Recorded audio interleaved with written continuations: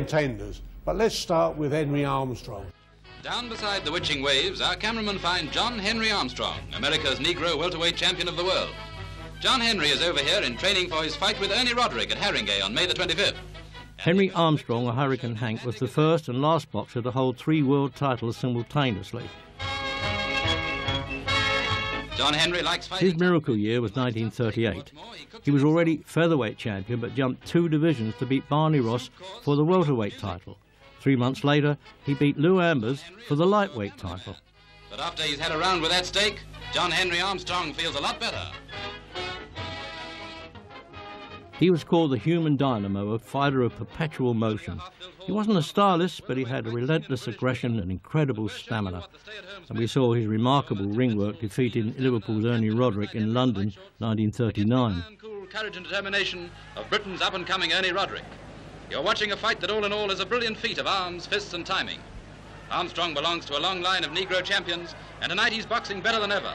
A little dark, mighty atom, vibrant with energy, attacking unceasingly, boring in with his head down, hardly ever giving the other fellow a chance of hitting out against the amazing machine gun fire of the Negro's fists. In fact, as long as Henry's in the ring, Ernie just can't keep out of harm's way. For the first 5 rounds, Roderick stands up to it like a champion in his own right, and at times it even looks as if a knockout may put a stop to the Negro's invincible progress. But against that Rock of Gibraltar stance, those driving shoulders, that flying rain of fists, Roderick begins to slip back. In the 6th round, it looks as if Roderick is trying to take a breather, and Armstrong piles on the pressure. And still, Roderick fights back so well that even the champion is surprised and staggered. In the 7th round, Roderick is hitting harder than ever, and the crowd is on its feet. While in the ring, both boys are so excited they fail to hear the gong.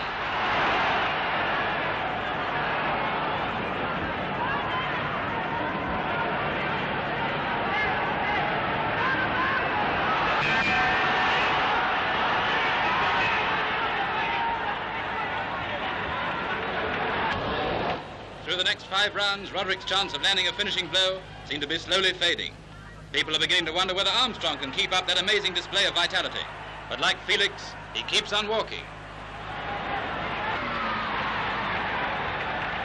But in the last round, Roderick has little hope of doing more than lasting out.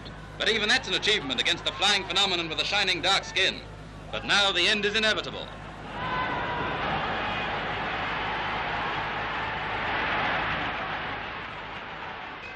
His star faded quickly, though, and by 1940, he'd lost all of his titles.